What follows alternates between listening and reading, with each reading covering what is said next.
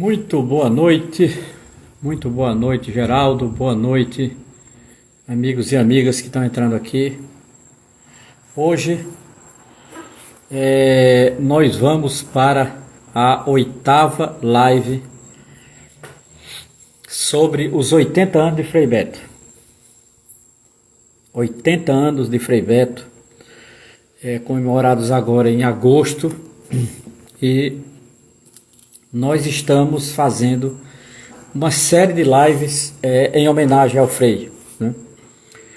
Pela sua importância, né? Pela sua importância, eu diria, intelectual na história desse país, pela sua luta contra a ditadura, pelo escritor extraordinário que é Frei Beto, escritor de mão cheia, eu diria, faz parte dos grandes nomes de escritores brasileiros, como romancista, como ensaísta, né, como teórico. Então, Frei Beto, grande intelectual, Frei Beto, um grande religioso, Frei Beto, uma figura importante na história contemporânea desse país.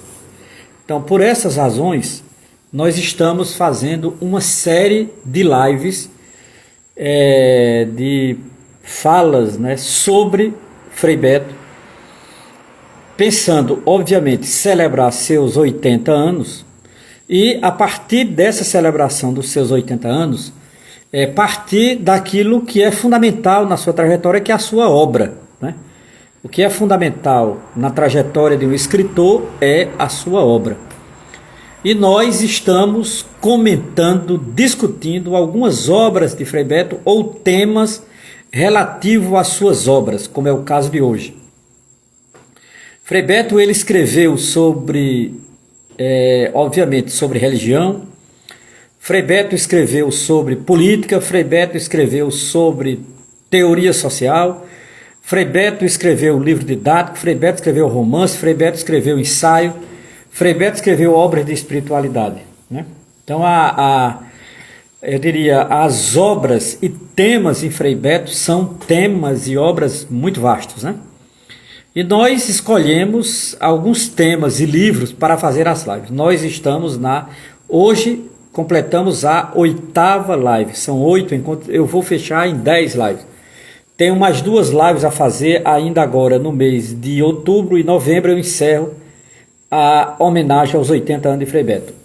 Nós já discutimos aqui obras como Batismo de Sangue, Oração na Ação, o Catecismo Popular, o livro de OSPB, livro didático de OSPB dele.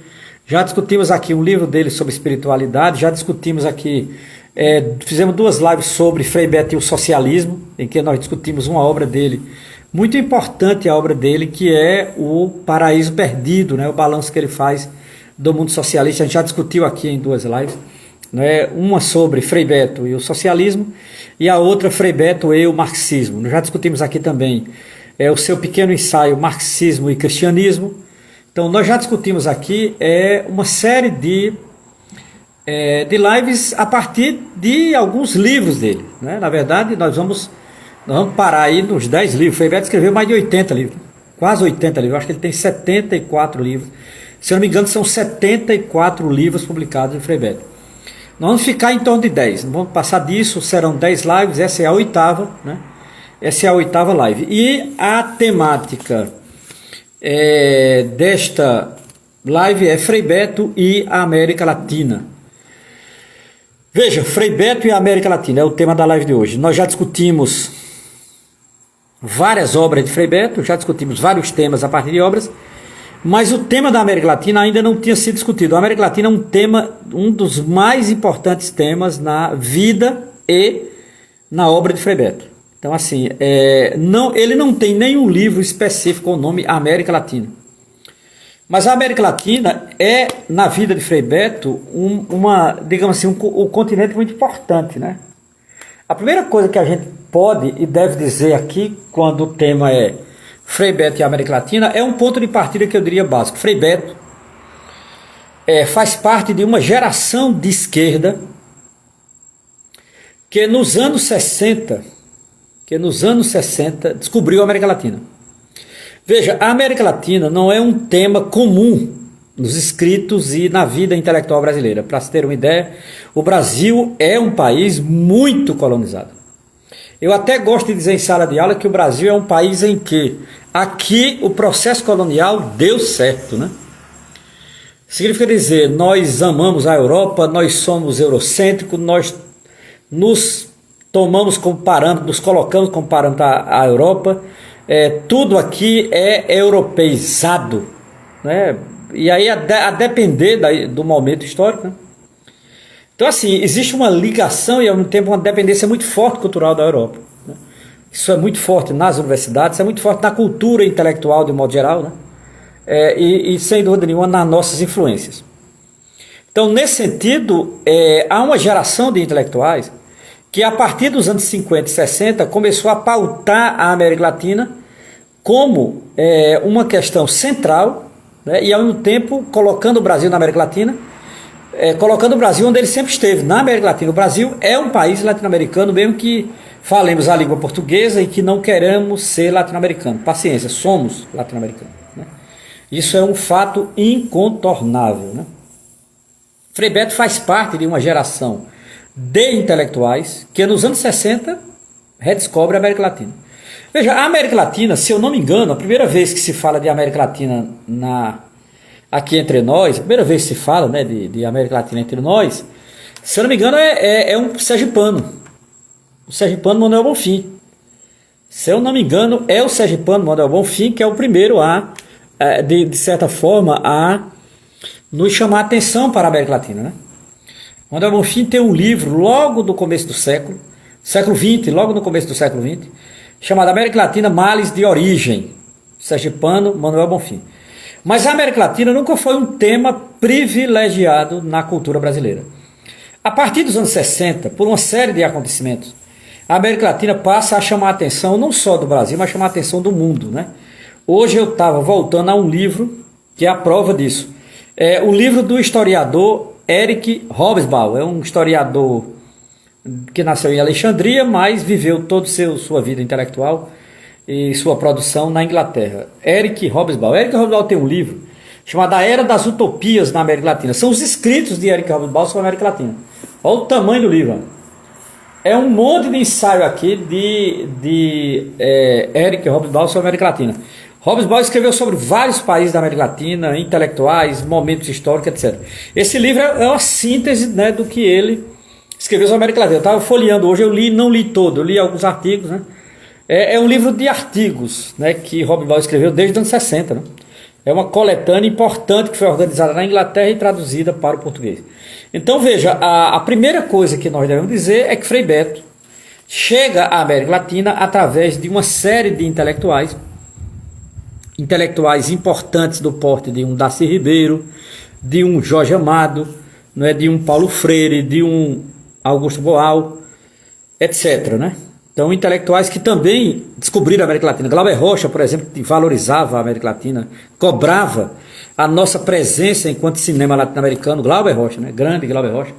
Então, assim, há uma geração de intelectuais que nos anos 60 vão voltar à América Latina, se preocupar com a América Latina, pautar a América Latina, chamar atenção para a América Latina. É óbvio que isso não foi apenas uma razão qualquer, né? Havia uma razão que era um certo despertar da América Latina. Eu chamo a atenção aqui para um livro que volta a esse período dos anos 60.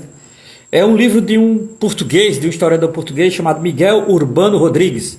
Miguel Urbano Rodrigues escreveu um livro exatamente na década de 60, intitulado Opções da Revolução na América Latina.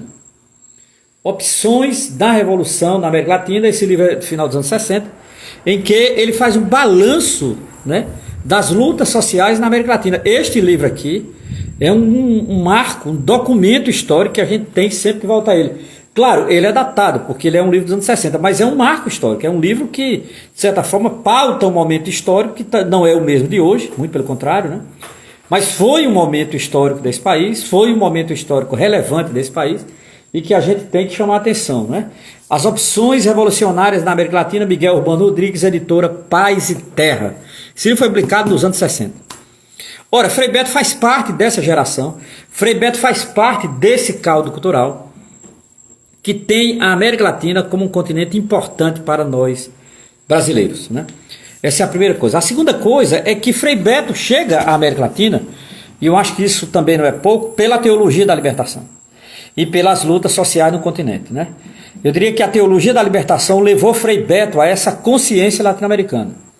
Você poderia perguntar, mas por que, Romero, a teologia da libertação levou Frei Beto a essa consciência latino-americana? Porque a teologia da libertação, minha gente, ela é latino-americana por nascimento e por natureza. Por nascimento e natureza, a teologia da libertação é latino-americana. Eu diria que ela é latino-americana, ela é da América Central e ela é caribenha. Caribenha, ela é latino-americana, ela é da América Central e ela é caribenha. Então assim, a América Latina, ela tá na veia, tá nas veias da teologia da libertação. As veias abertas da teologia da libertação são as veias da América Latina, fazendo uma paráfrase com o livro de Eduardo Galeano. Então, nesse sentido, Frei Beto chega à América Latina não só por ser contemporâneo de intelectuais que se interessavam pela América Latina, também por isso, mas principalmente pela teologia da libertação, que é latino-americana por natureza. Para você ter uma ideia, quem dará o nome teologia da libertação, né, ao movimento é um peruano chamado Gustavo Gutiérrez, no seu livro Teologia da Libertação, de 1971. Então a teologia da libertação, ela vai se espalhar pelo continente. Você vai ter teologia da libertação na América Central, na América do Sul, na América Latina, no Caribe. Então a América, as Américas de um modo geral, é a grande pátria da chamada teologia da libertação, principalmente na segunda metade dos anos 60, nos anos 70, nos anos 80. Frei Beto, ele não só, digamos assim, recebe influência da teologia da libertação, como ele é um dos mentores da teologia da libertação. Veja, ele não é apenas um que sofre influência dela. Frei Beto é um dos mentores contemporâneos da chamada teologia da libertação. Então, essa é a segunda razão por que a palavra América Latina é fundamental na obra de Frei Beto. Primeiro, pela relação que ele teve com intelectuais nos anos 60, que tinham interesse direto na América Latina. Segundo, pela teologia da libertação, que foi uma experiência teológica renovadora, às vezes revolucionária, mudou a maneira de fazer teologia na América Latina, mudou a maneira de se pensar o cristianismo na América Latina, e a teologia da libertação, ela se espalhou por todo o continente latino, por todo o continente americano. E isso não foi pouco. Isso, eu diria, é a maior experiência teológica de todo o continente latino-americano. A maior experiência teológica deste continente é exatamente a chamada teologia da libertação. Importantíssimo sabermos disso, né? Porque isso vai ter uma importância muito grande na obra, não é, e na vida de Frei Beto. Frei Beto é um dos mentores da teologia da libertação, né? Frei Beto, ele tem um vínculo orgânico com os teólogos, com o movimento teológico, com a própria teologia, né? Ele tem uma ligação, eu diria uma ligação direta com a teologia da libertação. Mas ao mesmo tempo que ele é um dos mentores da teologia da libertação, ele é um brasileiro, então ele sofre influência de teólogos e teólogas não brasileiros da América Latina. Então essa influência que ele sofrerá desses teólogos e teólogas fará Frei Beto supervalorizar a América Latina. Ora, significa dizer, a América Latina é um ponto de influência fundamental em Frei Beto através da chamada teologia da libertação. Eu não tenho dúvida, aqui poderíamos até parar a live, porque a maior influência que Frei Beto tem na América Latina é a teologia da libertação, não tem mais nada o que dizer. Daqui eu vou desdobrar um pouco essa tese, porque isso está muito presente na obra e na vida de Frei Beto, né? Eu acrescentaria, porque isso eu diria, é uma marca de grandeza de um intelectual brasileiro. Eu acho que o intelectual brasileiro se torna grande quando ele percebe a América Latina, quando ele percebe a pátria grande, quando ele percebe que nós não somos apenas um país num continente, nós somos não apenas um país continental, mas nós somos um país num continente, e esse continente tem uma certa unidade e nós devemos fazer parte dele. Esse continente chama-se América Latina. Não é? Eu lamento muito que nós brasileiros sejamos tão colonizados, mas tão colonizados que ignoremos a América Latina, né? Conhecemos pouco a cultura latino-americana, o romance latino-americano, o conto latino-americano, o poema latino-americano, conhecemos pouco a filosofia latino-americana, quase não sabemos que há uma filosofia latino-americana, até melhor do que a filosofia praticada no Brasil, inclusive. Nós temos toda uma geografia, minha gente, latino-americana, toda uma historiografia latino-americana, e a gente lê muito pouco. Lê muito pouco. A gente conhece muito pouco os países latino-americanos, isso é uma pena, né? Conhecemos pouco, né? Quando a gente pretende viajar, parece que Miami atrai mais, parece que a Europa atrai mais, parece que a Ásia atrai mais do que a América Latina, né? Conhecemos pouco Bolívia, Paraguai, Uruguai, Argentina, Chile, conhecemos pouco Honduras, conhecemos pouco Haiti, ou quase nada, conhecemos pouco Cuba, conhecemos pouco São José da Costa, conhecemos pouco a Costa Rica, El Salvador, a Nicarágua, etc. Conhecemos pouco, na verdade, né? Esse continente extraordinário que é o grande continente americano, aquilo que José Martí e Dom Pedro Casadei chamavam de a grande pátria, né?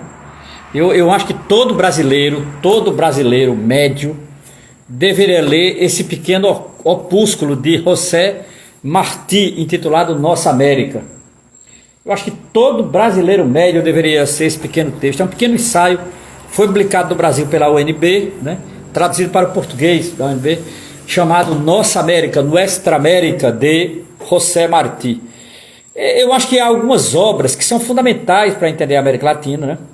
E eu acho que Frei Beto passou por todas e, de certa forma, Frei Beto valoriza isso, né? Então, acho que cada país latino-americano tem um grande escritor que é estratégico para conhecer aquele país. Eu acho que Frei Beto sabe disso, sabia disso, né? E é muito importante, né? Essa maneira com que Frei Beto escreve e nos convoca, né, a conhecer a América Latina. Então, a América Latina e Frei Beto é um tema central, é um tema de grande importância e é o tema desta live de hoje, né? Para os que chegaram agora, eu estou na 8ª live em que celebramos os 80 anos de Frei Beto, 80 anos completados agora no mês de agosto de 2024. E eu já fiz 7 lives sobre os temas e livros de Frei Beto, essa é a 8ª live, né? Essa é a 8ª live em que eu faço sobre Frei Beto, né? E alguns temas relativos a ele. Hoje eu estou colocando algumas razões da importância da América Latina na obra de Frei Beto. Eu comecei falando da importância de amizades e de intelectuais dos quais Frei Beto foi contemporâneo e que valorizavam a América Latina, intelectuais dos anos 60 como Darcy Ribeiro, Glauber Rocha, Teotônio dos Santos, Rui Mauro Marini, etc. E tal. Acho que é importante, né? Isso é fundamental. Depois, Frei Beto ele chega à América Latina não só pelas amizades, ele chega à América Latina principalmente pela teologia da libertação. A teologia da libertação é um movimento importantíssimo, um movimento intelectual importantíssimo, um movimento teológico importante. Talvez não, o movimento teológico mais importante de toda a história da América Latina. É um movimento que aconteceu em todas as Américas.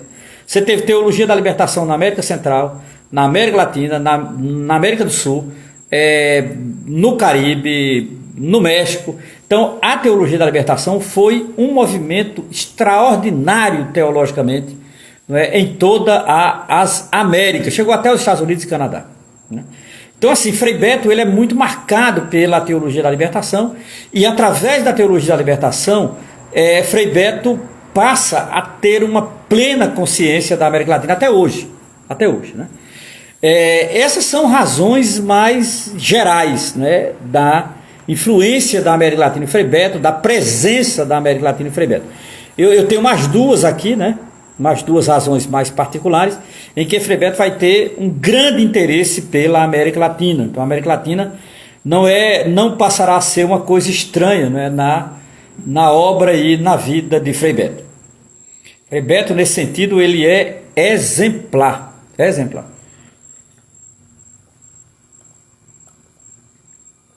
Exemplar em que sentido? No sentido de que ele tem um vínculo orgânico com a América Latina. E esse vínculo orgânico não se deu apenas pelas amizades que ele tem, brasileiras e fora do Brasil, que valorizam a América Latina, é também por isso, mas também o é por conta da chamada teologia da libertação, que foi erradicada teologicamente na América Latina.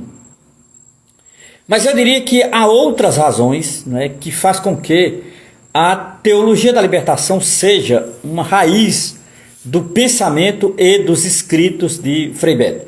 Uma outra razão é as viagens que ele fez aos países latino-americanos e da América Central. Frei Beto é um homem muito viajado na América Latina. Ele conheceu, eu acho que ele conheceu quase todos os países latino-americanos, para visitar, para fazer palestra, para participar de encontro religioso, para participar de encontro político, etc, etc.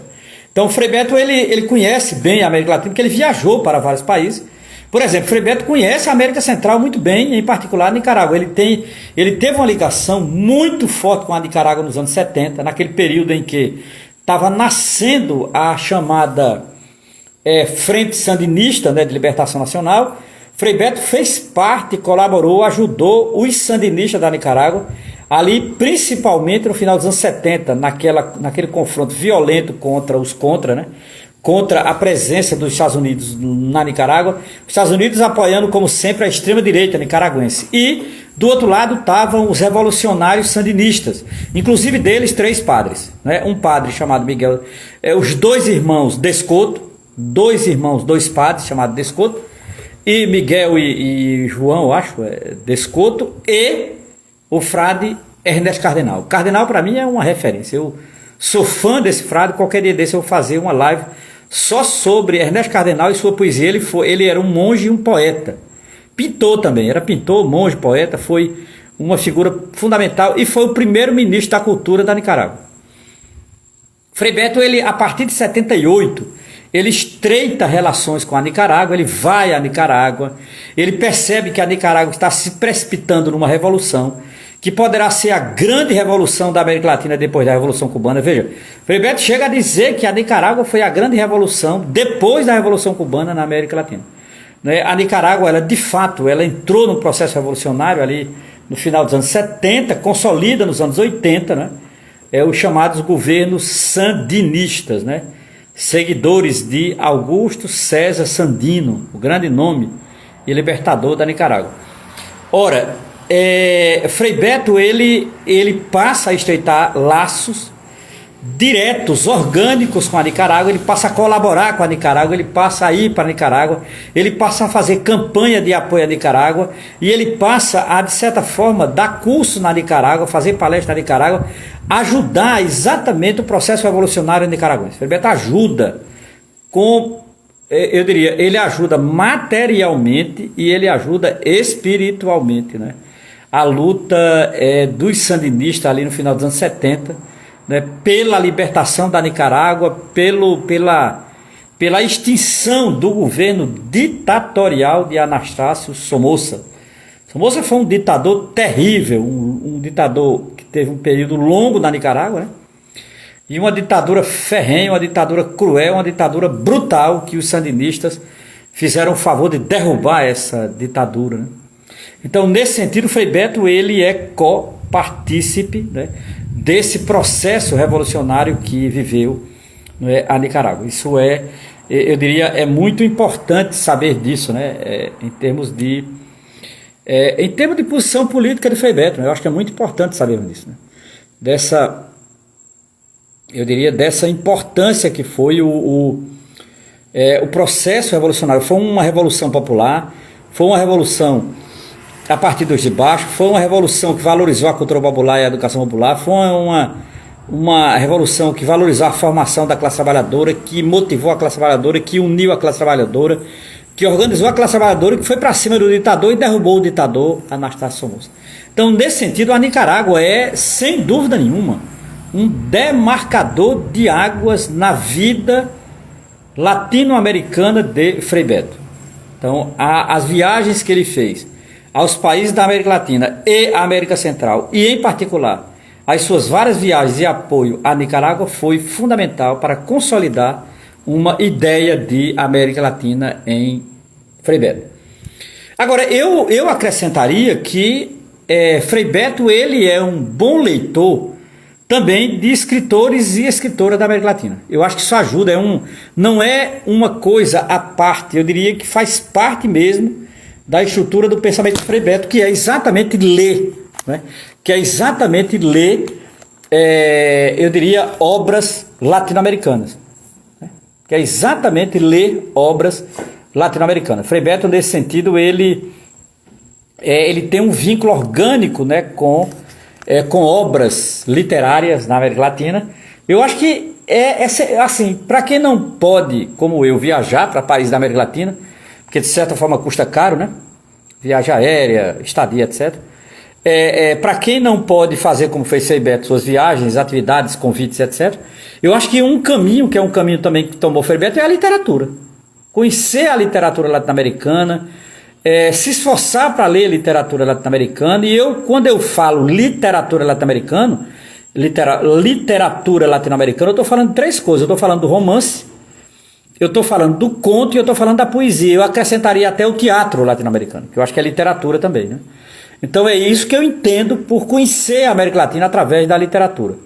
Veja, um parênteses aqui. Nessa quinta-feira, às 19 horas, quinta-feira às 20 horas, na verdade.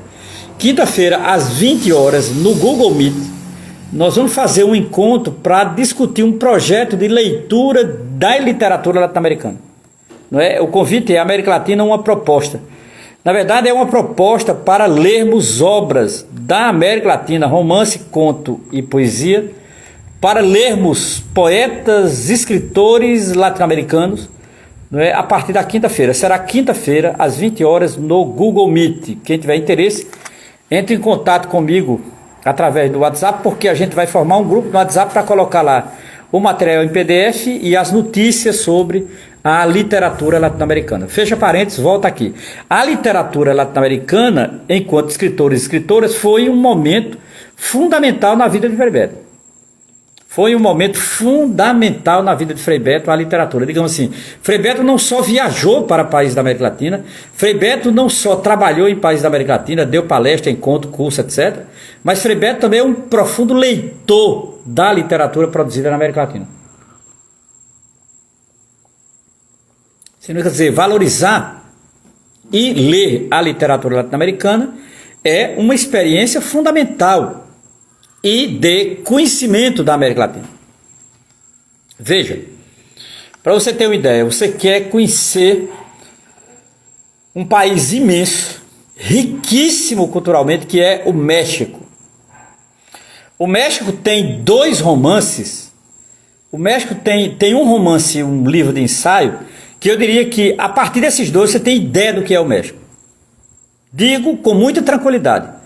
Existem 2 obras escritas por mexicanos que são a verdadeira porta de entrada para entender o México. Vamos lá. O primeiro é um romance chamado Pedro Páramo, de Juan Rulfo, com R. Juan com J e Rulfo com R. Juan Rulfo. Pedro Páramo. É um romance curto. É um romance mítico e lendário sobre a formação do México. Eu recomendo demais para quem nunca leu nada do México, recomendo que leia essa edição. Eu tenho tanto a edição em espanhol como a edição em português. Tem umas 3 edições em português, inclusive, da obra Pedro Páramo, de Juan Rulfo. E de um outro mexicano, agora um poeta e ensaísta, eu recomendo um ensaio, um livro de teoria sobre o México chamado Labirintos da Solidão, de Octávio Paz. Otávio Paz foi prêmio Nobel de Literatura, foi considerado um grande poeta mexicano, um grande escritor e ensaísta. E ele tem um ensaio sobre o México, que é a coisa mais linda do mundo, chamado Labirintos da Solidão. Foi publicado no Brasil pela editora Paz e Terra. O autor é Octávio Paz. Veja, eu acho muito importante, né? Eu citei aqui o México, porque o México é um país que está distante do Brasil, é um país latino, né? Mas está ali na chamada América do Norte, porque o México, na verdade, é enquadrado geograficamente na América do Norte, que é México, Canadá e Estados Unidos. Mas para mim é um país latino, pela língua e pela cultura é um país latino. Agora, ele está encaixado na chamada América do Norte. O México é um país extraordinário. É um país que eu tenho muita vontade de conhecer. Eu conheço literariamente, eu conheço através do cinema, eu gosto muito do cinema mexicano, eu gosto da poesia mexicana, eu gosto do romance mexicano. Eu conheço pouco a sociologia ou a filosofia mexicana, a não ser um filósofo que eu trabalho, chamado Leopoldo Zéia, que é considerado um dos maiores filósofos do México. É o único filósofo do México que eu conheço, tenho contato, trabalho, mas eu não conheço muito a filosofia mexicana. Eu me interesso mais pela literatura mexicana, a poesia, o conto e o romance e o ensaísmo, né? os ensaios sobre o México, me interessa muito, porque eu acho o México um país extraordinário e muito parecido com o Brasil. Mas nós vamos encontrar bons escritores da América Latina no Uruguai. O Uruguai tem escritores dos melhores da América Latina, nunca esqueçamos, né? Eduardo Galeano é uruguaio, Mário Benedetti é uruguaio, né? Então, nesse sentido, é importante que a gente não esqueça, né? A Argentina tem escritores maravilhosos, escritores, inclusive, de relevância internacional, como é o caso de Jorge Luiz Borges. Jorge Luiz Borges, grande argentino. E você vai encontrar uma boa literatura no Paraguai, na Bolívia, no Chile. O Chile é terra de grandes poetas, né? Basta ver poetas e escritores, basta ver o Pablo Neruda. Não nós temos grandes escritores na Venezuela, né, no Paraguai, etc. E, obviamente, no Brasil. Então, a América Latina é um país de grandes escritores. Grandes e bons escritores e escritoras. Ora, nesse sentido, o Frei Beto ele tem uma listinha de livros que ele leu e que lê e que, de certa forma, cita, indica, que são livros de escritores e escritoras latino-americanos. Seria o que eu dizer, Frei Beto chega à América Latina não só pelas viagens, mas também pela literatura, da qual é um exemplo, né, para todos nós. E por fim, para terminar essa live, eu deixo sempre para o final aquilo que, de certa forma, é mais importante, Frei Beto, né? É mais importante, Frei Beto, é o quê? É Cuba. Cuba, veja, Frei Beto tem um conhecimento vasto da América Latina. Frei Beto lê muito latino-americano, escritor e escritora. Frei Beto tem contato com intelectuais brasileiros que valorizam a América Latina. Frei Beto conheceu a América Latina, Frei Beto conheceu a América Central. Frei Beto apoiou uma série de lutas na América Central. Frei Beto agora tem um país em particular que Frei Beto tem uma predileção e tem uma ligação muito pessoal, que é Cuba. Frei Beto conhece Fidel Castro ali por volta de 1980, não foi em Cuba, foi na Nicarágua. Ele diz isso em um livro chamado Paraíso Perdido, que é o livro dele sobre o socialismo, em que ele está comentando a Nicarágua. Não é? Mas ele também escreveu ele também escreveu em Fidel e Religião, etc. Então, assim, Frei Beto conheceu Fidel Castro a partir de 1980, foi a Cuba depois do convite de Fidel, e a partir desse convite e essa estadia em Cuba, Frei Beto teve a ideia de propor a Fidel Castro escrever um livro, né, em que seria uma longa entrevista com ele sobre o tema da religião. Fidel Castro aceitou. Frei Beto começa a entrevistar Fidel Castro em 83, acaba ali por volta de 85. O livro é publicado no Brasil em 86, 85 em espanhol. E Frei Beto tem todo um contato, né, com Fidel Castro. Durante horas e horas e horas ele entrevista Fidel Castro num tema absolutamente específico, que é o tema Fidel e a Religião. E esse livro foi publicado no Brasil com o título Fidel e a Religião, pela editora Brasiliense, ainda nos anos 80. Então o Frei Beto tem uma ligação muito forte com Cuba, né? Cuba é um país da predileção do Frei Beto. Frei Beto tem uma relação particular com Cuba, né? E desde o início dos anos 80. Frei Beto tem uma relação particular com Cuba através de Fidel Castro. Ele entrevistou Fidel Castro longamente sobre o tema da religião. Frei Beto tem uma ligação com Cuba por conta do livro publicado depois das entrevistas, intitulado Fidel e a Religião, e Frei Beto tem uma relação com Cuba por conta das atividades de formação que Frei Beto vai ministrar em Cuba. Então Frei Beto tem uma relação muito singular com Cuba, né? Cuba, para ele, é uma experiência muito singular em termos políticos, culturais. Para Frei Beto, Cuba é um país socialista muito singular, um país que, de certa forma, indicou, né, uma forma popular de fazer socialismo, né?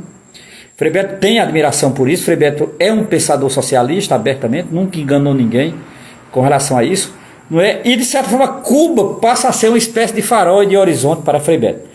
Ele foi várias vezes, talvez é o país que ele mais visitou depois do Brasil, obviamente, é Cuba, né? E ele deu curso de formação sobre Paulo Freire, educação popular, sobre teatro dormido.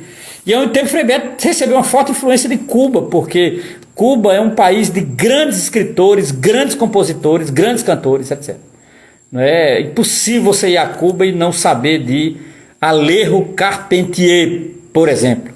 Um grande escritor, um escritor que está na base da grande literatura cubana, né? Alejo Carpentier. Mas Reinaldo Arenas, mais recentemente o Leonardo Padura, né? Mais recentemente, né? Um pouquinho antes, Há um escritor chamado Pedro Juan Gutiérrez. Pedro Juan Gutiérrez também. Então assim, Frei Beto conhece todos os escritores, e tem uma relação muito, muito singular com Cuba. Eu diria que a relação com Cuba é talvez o momento mais alto da relação de Frei Beto com as Américas, em particular, né, com a América caribenha, tal, né, o contato com o Caribe. E nesse sentido, Frei Beto é uma figura estratégica, né, no conhecimento da América Latina. Frei Beto chega à América Latina através de amigos e amigas que valorizavam a América Latina. Frei Beto chega à América Latina pela teologia da libertação. Frei Beto chega à América Latina pelas viagens que ele fará aos países da América Latina. Frei Beto chegará à América Latina através de livros que ele leu sobre literatura latino-americana ou de escritores e escritoras latino-americanas. E Frei Beto, obviamente, chega à América Latina por conta de Cuba. Cuba passa a ser um dos lugares mais importantes, né, de Frei Beto enquanto reflexão latino-américa e caribenha. É isso. Queria agradecer demais a todos e todas que andaram por aqui. A live de hoje teve como título Frei Beto e a América Latina. É uma presença absolutamente fundamental da América Latina na sua obra e na sua militância e na sua visão de mundo. Essa foi a 8ª live que celebra os 80 anos de Frei Beto. Temos mais 2 que eu pretendo fazer no final de semana, e no começo de novembro encerro em 10 lives em celebração aos 80 anos de Frei Beto. Desejo a todos uma boa semana, desejo a todos um grande abraço e sigamos